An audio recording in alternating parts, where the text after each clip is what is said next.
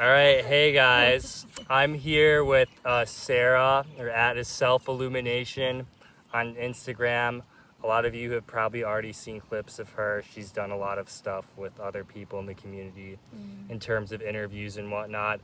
But today I'm going to be talking to her specifically about being a mother on a raw diet and like pregnancy and the birthing process and all that stuff. So for the girls out there, this video, you will probably enjoy it much more than someone like me. But still, if you're a man who's trying to have children, it's still important to know.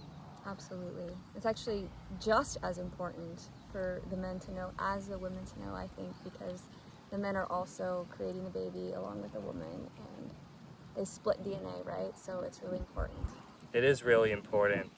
Okay, so let's just start. One of the first questions I want to ask you is during like your actual pregnancy, did you were raw the whole time, right? Correct. Okay, and did you have any kind of like switches up in like terms of cravings? Like, was there any more specific fruits or whatnot that you started dialing in on that you really switched to? Yeah, are you talking now about my first raw pregnancy or my second? Oh, either or, huh? Because they were a little different, and the reason why I say this is because both pregnancies I was raw, but I had kind of different styles based off of my actual child, that was coming through and what they wanted. Now, before my first one, when I was raw, I did prepare, and I was definitely going through my body and detoxing, cleansing each organ systematically. And then right before I conceived my first raw pregnancy, my first son, I was on a 40-day grape fast. And so I was like really going deep, and then I got pregnant, and then that kind of set the stage for that pregnancy, because in that pregnancy, he really wanted me to have a lot of grapes, lots of watermelon, lots of bananas, lots of papayas, but he didn't want me mixing them a lot. So I was mono-mealing quite a bit and eating massive amounts. So like, I remember I would wake up and I'd have 64 ounces of grapefruit juice, which is like 1,100 calories, right? Super, super good for the liver. I would have grapefruit juice, and I would have it with like some greens. I'd have some kale or some cilantro and celery in there.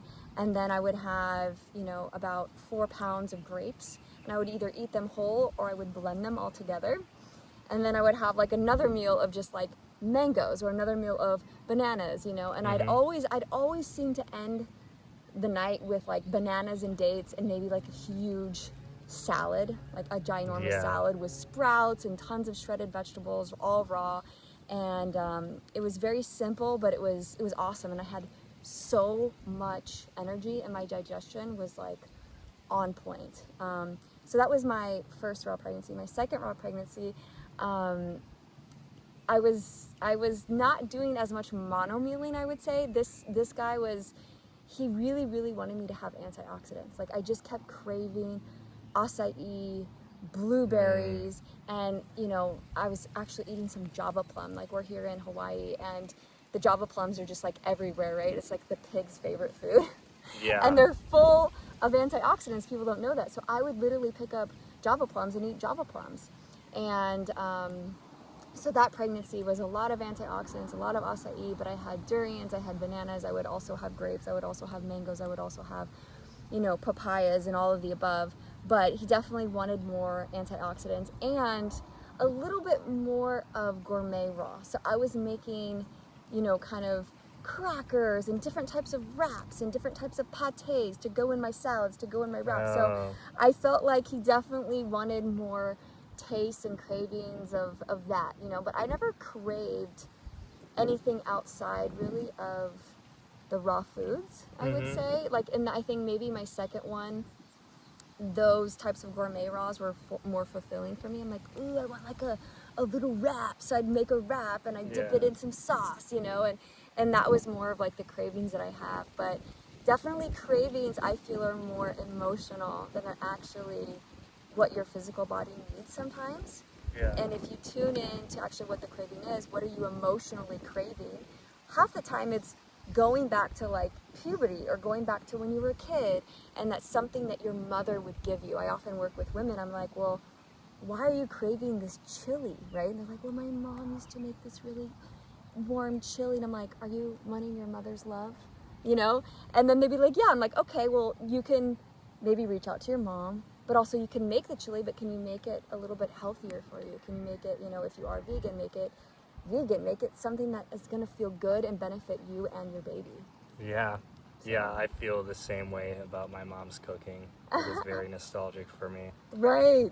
But I think what she's saying is, so she's listening more to the baby instead of herself. And she's getting the messages of what to eat from the baby. And I think that's something very important that a lot of people don't really think about, is that babies they're way smarter than we think they are. Like they're very intelligent, because we communicate with our formed like thoughts and language, but they communicate emotionally, which is the highest form of expression. And so that's something that's very important to take note of, is the baby. Like I even know people up here who like they wouldn't have the baby like told them that it wanted to be born here on the island of Kauai. It's her friend too. Yep. But Happened to me too. really, I couldn't get pregnant with my third child until I moved back to Kauai. He just kept saying Kauai, Kauai, Kauai, Kauai, and literally the moment we moved back, I conceived. It was that quick because it was that specific. So yeah, listening to your child is extremely important, but a lot of women don't know how to actually tune into your baby. Like, well, my baby's not here. Like, I don't even know. Like, they can't even tune in when they're in the belly, right? So that's when it's important to start actually connecting in with your heart and connecting in and actually, you know, praying to the baby, opening that connection so you can hear them, because there are physical needs that you're going to need as a mother, right? But then there's also needs that child's going to have as well. And usually what the child needs is what you need to, yeah. because they're smart. Mm-hmm. And they're telling us, they're like, you need this, mama, and I need it too. Yeah. Well, okay. So next off, how was your like did you like have the same routine? Like, were you working out and running around during the pregnancy and whatnot? Did you have more energy or less energy? Yeah. Did you sleep less or more? Or Well, it just really kind of depends. I mean, I had my first pregnancy, I didn't have a lot of energy at all. I was not on a raw vegan diet by any means. I was on like vegetarian and had some meat. And then when I went raw and I was in my first raw pregnancy, I had tons and tons of energy, more than I could even imagine. I was like, what is going on? And I was going to the gym. I was waking up actually at 5 a.m. and going to the gym here. You know, just to get off energy. I was going to the farmer markets. I was like picking up boxes of fruit. And everyone's like, what is she doing? She's pregnant. I'm like, dude, I'm fine. I'm like, there's nothing wrong with me, right? And then my second raw one, you know, and I'm 41, so I was 40. Yeah. And usually people think, oh, they shouldn't even be they should be on bed rest because you're too old to have children. Yeah. And I had so much energy throughout that one as well. I wasn't working out the same, but I was actually walking these hills a lot. I wasn't going to the gym, but I was walking a lot, and I had a lot of energy with people. So I was constantly talking to people, constantly in service, constantly, you know, communicating with people, and just had a lot of energy. And most people are like, don't you need to like go into your introverted state and like go in your cocoon? And that's not how I was feeling at all. I really wanted to be out there. Like our Blessing Way, we had, you know, a Blessing Way here, and we had like 100 people with a band, and we were dancing, you know? Yeah. One of your sisters that lives on your land, she was drumming, you know what I mean? And Saisha was singing. And so it was like, it was such a gift, and it really showed again, like who my child was. Like my child was very active and communicative and wants to be out in the world. And that's who he is out of my belly too. So a lot of the times the child who you are in the belly, who you are, kind of resonates when they come out. You're like, oh, that's actually who my child is. And I was acting a little bit like them in my own pregnancy. So it's really interesting how that plays a part together. Okay. And yeah, I'm just gonna assume obviously you probably didn't get any vaccinations or anything, right? Nope. No? Okay. Nope. Might have to censor that because I've been banned for saying that word a few times. But anyways, the next question I had was gonna be about like the birthing process, which is what most people probably want to know about. Like how easy was it giving birth, or like, because that's the cash cow here. Because from what I've heard, you've had a really easy birthing experience. Yeah. I think. Well, I'll just kind of explain it this way. So for my first pregnancy and birth with my daughter, it was 38 hours long. I had lots of pain. I had lots of pushing. I had lots of inflammation, lots of emotional ups and downs. And that was actually kind of one of the reasons why I, wanted to clean up and prepare before my next children, right? And so the difference that happened, not only would I have a lot of energy in the pregnancy itself, but the birth for my second one was just 15 minutes long. Wow. And I had no pain and I had no pushing. My water broke and I had 4 contractions and my body just like literally shot my son out of my body. And my husband could barely catch him. He caught him and he caught him standing up in the kitchen. The midwife didn't make it. She walked in about 30 minutes later and she was like, "Congrats, you birthed your baby," So that was really cool. I wasn't expecting that at all. I was expecting, maybe like 8-10 hours, maybe half of what I did, like 30, because I had 38-hour labor and painful, so I didn't have like a mindset before, like, I'm gonna have a pain-free short birth. I just was like, I'm just gonna just have the baby. Like, I'm not even gonna think about it, I had no expectations, and I think me having no expectations was what helped me just allow to have the birth that he wanted, and that obviously what we wanted. But it was super easy and magical, and we were laughing. It was actually really funny. It was almost like an SNL skit. We were laughing the whole time. The midwife was laughing when we came in, and it was just, we're like all eating bananas and mulberries and making juice. Yeah. So it was just a completely different scenario from what I had in the beginning, the first one. And my third child, my second son, my second royal pregnancy, again it was 45 minutes, no pain, no pushing. Wow.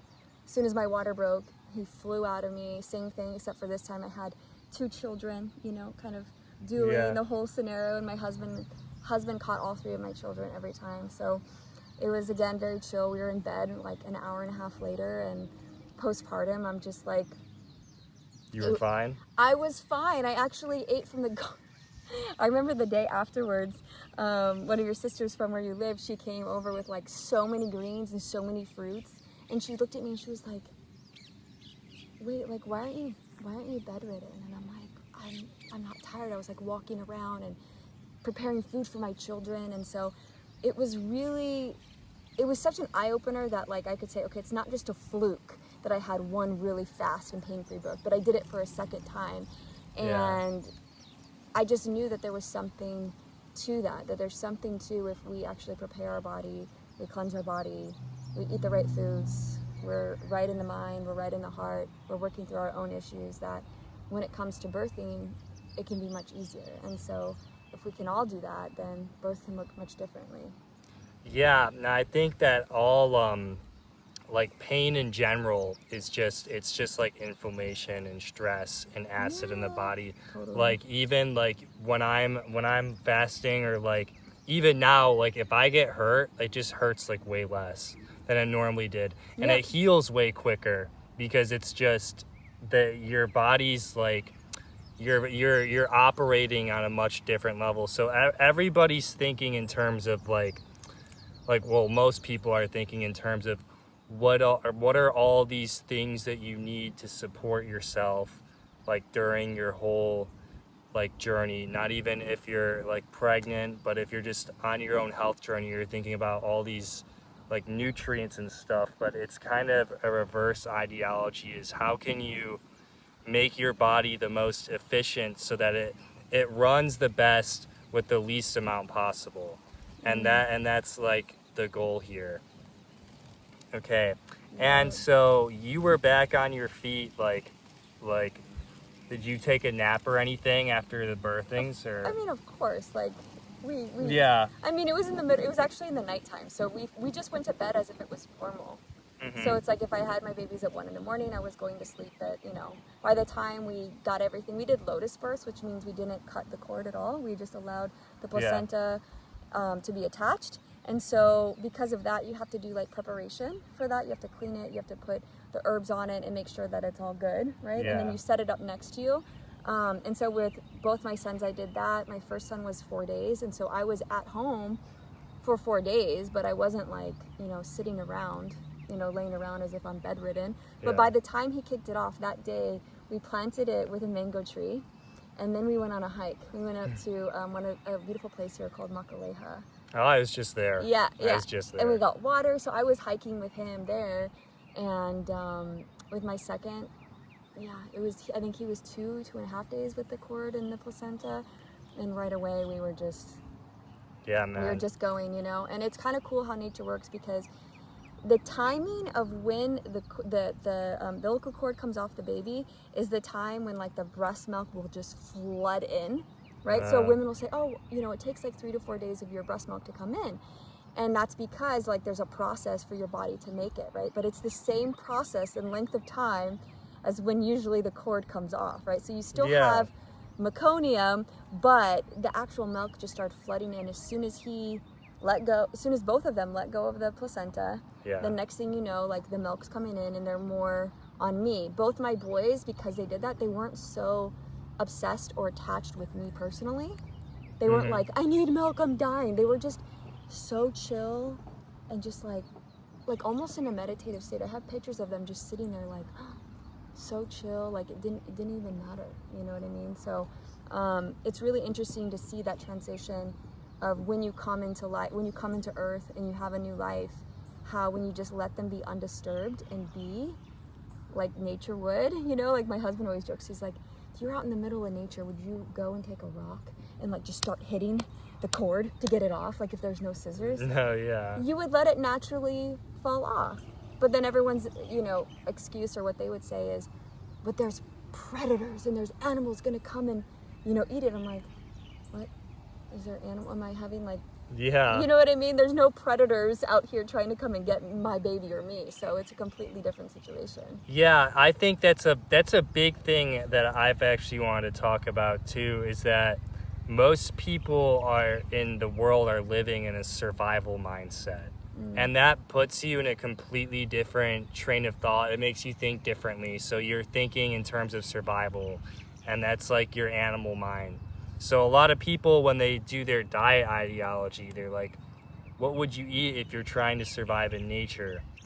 And then that's all the people that are out here like on the animal base now. But we're not, like, I'm already surviving, she's surviving, we're doing more than fine. Like, we're trying to excel in every way possible. And that's why fruit is the most optimal food, because it literally, you save so much time and it keeps you light, it keeps you easy.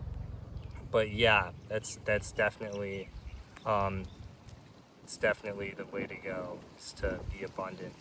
Now, so you would start producing more milk as soon as the placenta came off. Yep. So they always had like a constant stream of you giving them something or whatnot. I mean, yeah, it's pretty valid. And your kids now, what are they eating? They eat tons of fruits. They eat tons of vegetables. They love, they love salads. They love all types of fruits. They love coconuts. I mean, we live here on Hawaii, so we have a very, we're very lucky and blessed to be here, to be able to have the amazing abundance and what's available to us. But yeah, they're fully vegan. They don't eat any animal products. They don't, they love their fruits. They love their vegetables. They love they have sprouted seeds and nuts. They like seaweeds too. They like the raw seaweed wraps. They like, they're good. Like, they don't even, in their mind, like they've never really had candy. I think my one daughter had candy once when we were in Bali. She got to try a Mentos because she begged us for them. Like, okay, like, we're type of parents where, we're not telling them that something is bad or good.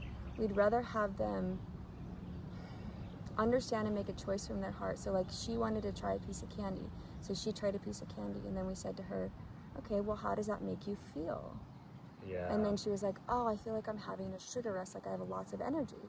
So she correlated that because that had obviously processed sugar in it, you know what I mean? So every time they eat something, we always have to go back to like, well, how does it make you feel inside once you do eat that, you know, which I think is something that as adults, we forget to do too. So they're just, you know, shoveling food down, but they're not actually taking a moment to see how that food is reacting to their body and how it's making them feel.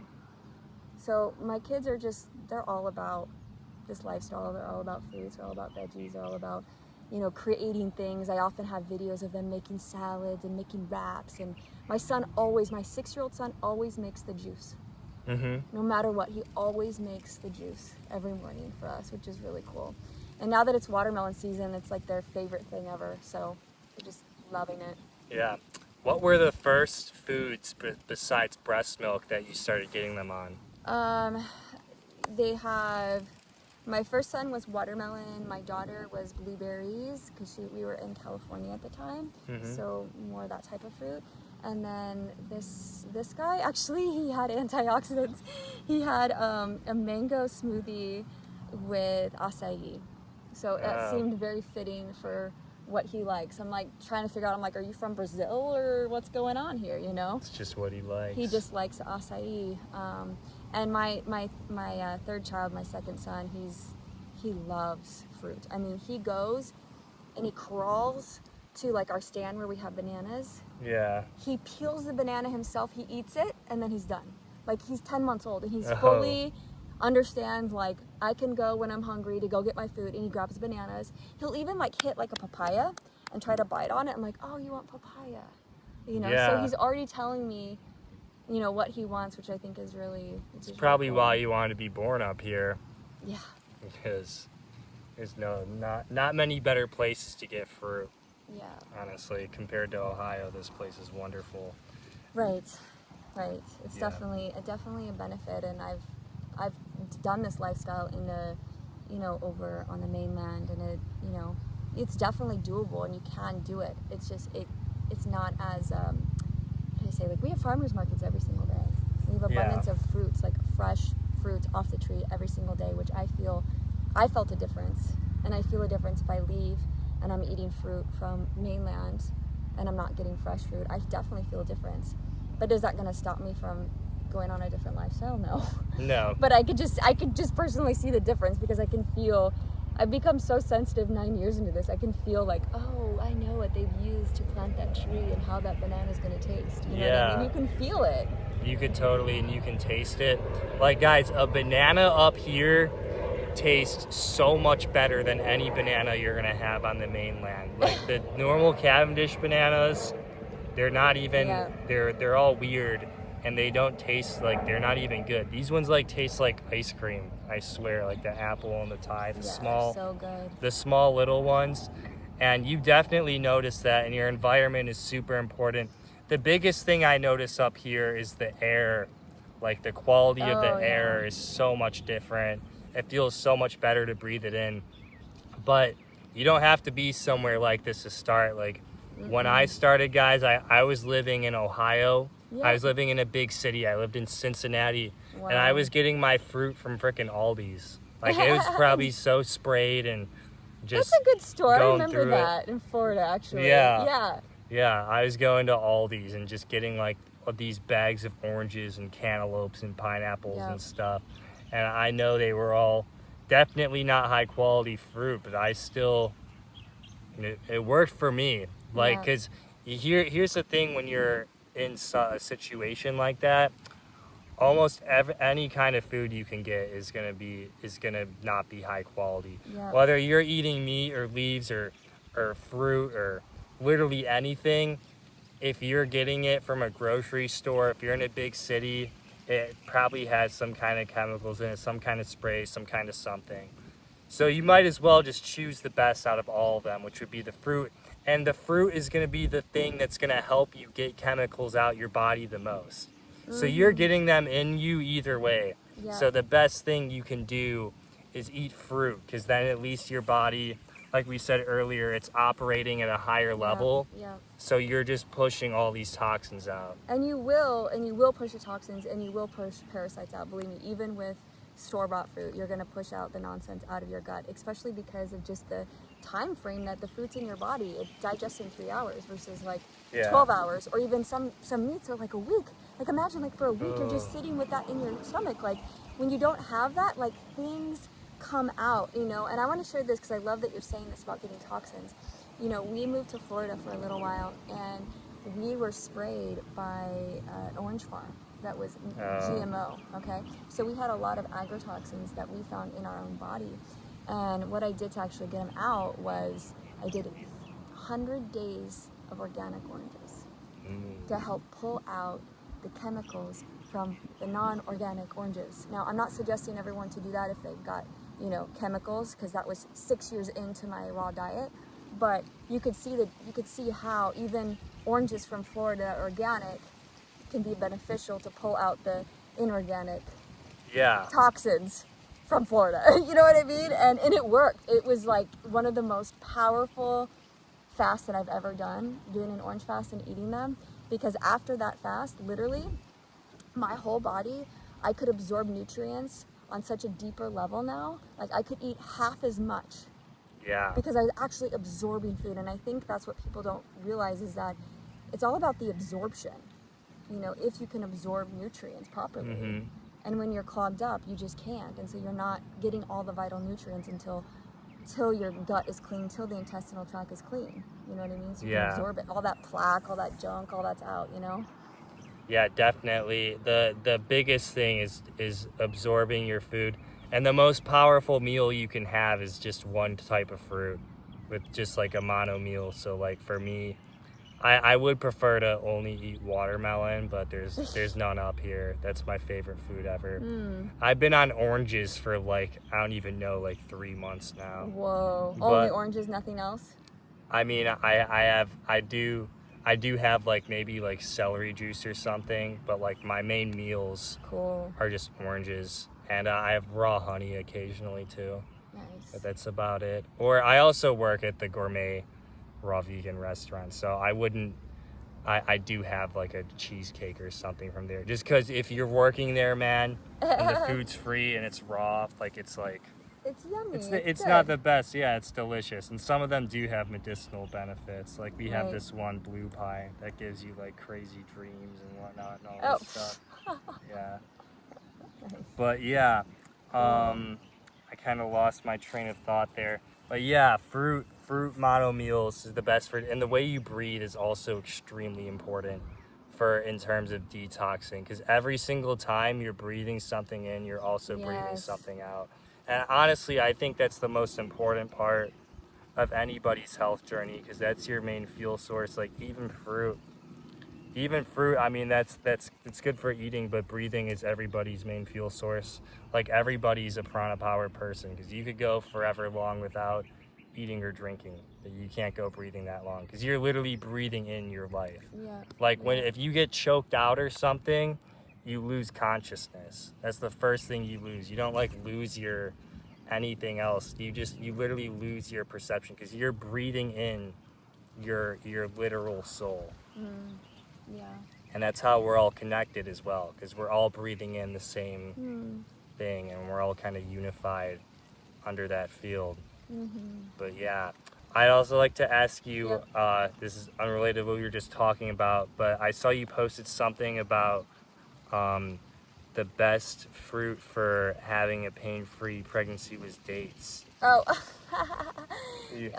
Dates are really, really beneficial for the cervix, actually. Okay. So it helps loosen up the cervix. So, you know, the cervix, when it opens, that's how you're able to open up to have the baby. And so I was eating, 15 to 20 dates a day. And it wasn't because I'm like, I need this to happen like that.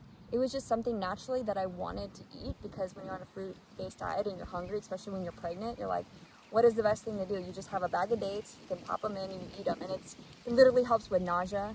It helps with, I felt like with your own insulin and your own sugar, So you're starting to feel low. You're starting to feel like, ugh, just pop a date in your mouth. You got 60 calories.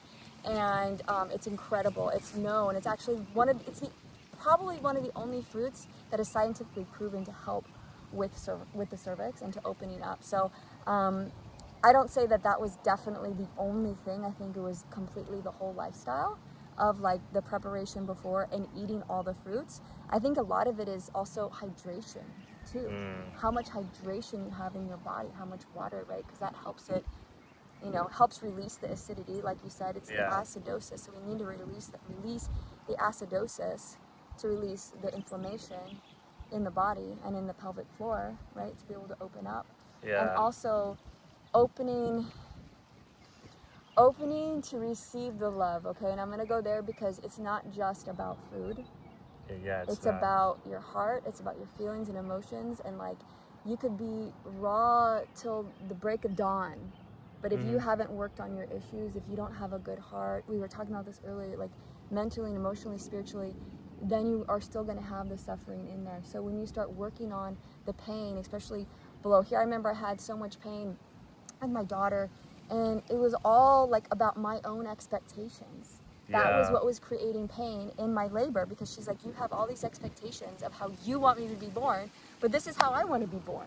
You know what I mean? And so your expectations, your desires, the negative thoughts you have for your mom or your dad or whatever it might be, that plays a role also in your birth, because you are they say it's one of the most awakening times because you're releasing DMT naturally. And so you're open, right? So next thing you know, you're in process. And so if you have a lot of unfinished business, it's going to oftentimes be processed through the birth field, which is going to be like, oh, I have pain here. And then once you release that emotion, the pain goes away and the birth gets easier, right? But if you do that prior, you start doing that process prior, that's what can really help have a faster and easier pregnancy, when you're more at peace and more in love in your heart. You're having good thoughts, good feelings, good actions, and obviously eating the things that make you feel good, right? Like dates make you feel great. I'm like, I have a date, and I'm like, yeah, let's go for a run, I know. Dates are freaking delicious too. Yeah. That's like a candy for me. It's like a fruitarian candy is dates.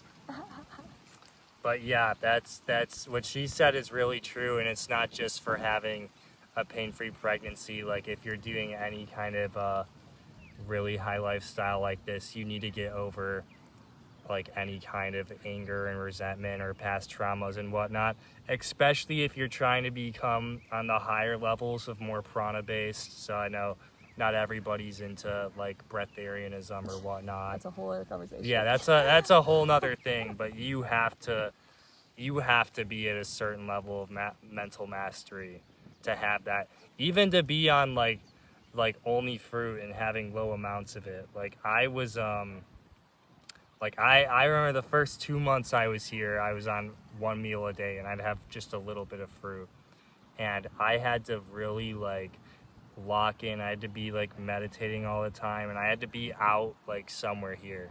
Like if I went into the city or whatnot, I'd have to like eat like salad or something, because then I'd like, it would like ground me, if you know what I mean. But yeah, that's a whole other thing. But the emotions are very important, because you have an emotional body that's above this one. You can't even like perceive it right now, but it's you, and you exist on many different levels, and your emotional body is one that's very important, and they're all connected as one. And that people tend to neglect emotions a lot and act like they're not like important, when they are one of the most important things ever. They're a very real thing, and there's even wordplay on it. It's emotion. It's energy in motion. And emotions are just they're very powerful things. Like you can feel absolute, like the way you're feeling is the way everyone else around you will begin to feel, and the way your life will become. That's just like, that's just the simplest way I can put it. There's literally never stress, simply put. Low cortisol, or lower cortisol. Well, that's, I love that you're saying that, because that's exactly what we teach and what we've been teaching, actually, first and foremost, over even diet, is like how can we connect in with our heart, and how can we connect in with our true feelings and our emotions? Because when you start going more raw or start introducing more fruits, like, it gets real. They don't call it raw and real for no reason. Like, Yeah. things get real. Like, you have to start facing yourself. You have to start facing the parts of you that you've been denying or lying to, or you haven't forgiven, the resentment that you have towards other people, you know? And like, those come to surface so you can rise higher, you know? Yeah. And I always tell people, I'm like, going fruit-based is like being in an ayahuasca ceremony every day. It really It is. feels like that. You're like, oh my God, like I'm processing again, you know? I mean, it's for a little bit, not like, once you're done detoxing, you're not like that all the time. You're more in Yeah. like a, you know, a higher space. You feel more alive and grounded, but definitely it feels like definitely a spiritual and emotional process just as much as a, you know, physical eating process. Yeah, especially when you first start, you'll have like if you're doing a heavy detox, you can have mood swings like being like, oh my gosh, I'm like a actual superhero, to feeling like you're just completely worthless in the span of like 5 minutes. And it's all just detox though. Like it's not even you. Like it's not you. It's Your literally parasites. it's parasites and stuff, Coming it's out of you. toxins. It's all just like pent up stress leaving your body. And yeah, it's definitely not easy when it starts. And there's a lot of things you can do to negligate those. Like you could use binders and whatnot. Like we got the bentonite clay, the zeolite, or charcoal, Yeah. or something like that. Those can all really help in that process and make it a lot more easy and tolerable, and a Yeah. lot less worse. And also, nothing has to be like 100%. Like you don't gotta completely stress yourself out just going to eat no. like like, let's say you're a normal person and then tomorrow you just decide to start eating like only watermelon or something. That would probably do great stuff for your health, but it's gonna be really hard. It's gonna be really fast, and you're gonna put us. Yeah. It could be stressful. I mean, because your physical body has to catch, your emotional body has to catch up with your physical body. So if you're pushing too fast, you might not be able to process those emotions that quickly, and it might lead you down into a spiral, and then make you just completely go backwards. You'd be like, 100%. oh my God, I gotta get a cheeseburger now. Whoa, right? Because you're like, I can't handle my own stuff. Yeah, I did that I've when done I it. first started. I tried so hard. Like I went raw vegan. I was like fruitarian. I was like, I'm freaking going high piranha, and like I just completely messed myself up because I was trying so hard to be somebody that like I went ahead of myself. I didn't even Yeah. realize it's still pretty impressive to the normal person to be on only fruit, and I was trying to be on literally nothing. Oh my So goodness. like, Yeah, that's a little too fast. or not even on nothing, but just like on much less fruit. I know that's not sustainable yet, but anyways, yeah, it doesn't got to be rushing. Like if you're if you're gonna start, I recommend like depending on where you are, you don't have to. I'd start with more raw vegan before fruitarian, especially like I think the best things for greens and whatnot. I really like to juice them. I'm not the biggest fan of eating them, but I mean salad does taste good. But I have to go out of my way to add all this stuff and make dressing and whatnot. Which it does taste good, but I don't feel like doing that. But you should definitely when you're first starting get some greens in, maybe some nuts. I don't like nuts. I know some people do them better. I don't do that well with nuts. Maybe the macadamia nut is the only one that I really like. But like for me, I like to start my mornings with celery and parsley and cilantro juice with lemons and whatnot. Super good. Yeah, super duper good. Juice is always great to start with, especially when you're transitioning. If you're like on a fully, you know, omnivore diet and having meat and everything, you gotta transition slowly and literally take one thing out and put something else in, and do it I would say do it in a slow process. You know, and start cleaning out. You know, you got to clean out your pathways. You got to start clean out your intestinal tract. You got to open up your kidneys, and so you can actually detox properly. Otherwise, the toxins will just like circulate through the system, and you're feeling like poop, you know. And I love that you're saying just take it slow, because there's so many people that do or have taken it fast. I've taken it fast too. I mean, yeah, you can take it fast. It's just It's your hard. life. Just know what you're getting into. Yeah, it's just hard. It's a mental game. Like when I first went raw, I took it really fast. Like I went from eating all this this just like vegan junk food, like fake meat and whatnot, and then immediately the day after stuffing myself with all this like vegan like desserts and brownies and whatnot, I went straight into 40 days of fasting, of juice, a mix of water, dry and juice fasting. And then, dude, that detox was intense, but I was just like, I'm a very all or nothing person. Like when it comes to something that I actually care about, I can do it. But not everybody's like that. I'm just letting you know, you don't have to be you don't have to be like you could take it easy. And if you going ahead of yourself will do more damage, because you're stressing yourself out and you don't want to be stressed. But anyways, I think we should be getting to go here soon. Yeah. It's almost It's it's almost 2, I think, right? Yeah. There's my son too, who's coming out. Yeah. Riding his bike. I know. Thank you for having me Yeah. on your channel and interviewing me and just sharing the good word and the light about this lifestyle and diet. And we're just, I'm here for you guys. If you need anything, please reach out. Like, I know it can be like kind of a lonely path, and so I think that's why we're here, is to like share the goodness and spread the word, and know that there is community out there that can support you in your process. Yeah, I figured, especially like there's a lot more community than you think. Like I've been seeing her clips on Instagram for like months now, and I just found out that she lived like 5 minutes down the road from me. Isn't that funny? Yeah. So it's like, especially, I feel like everybody is called to find people who think like them, if they actually dedicate themselves to it. Because some people, they'll want to be that way, and then they have all their other family back at home and they just want to fit in. But there's some people who just can't. Yeah.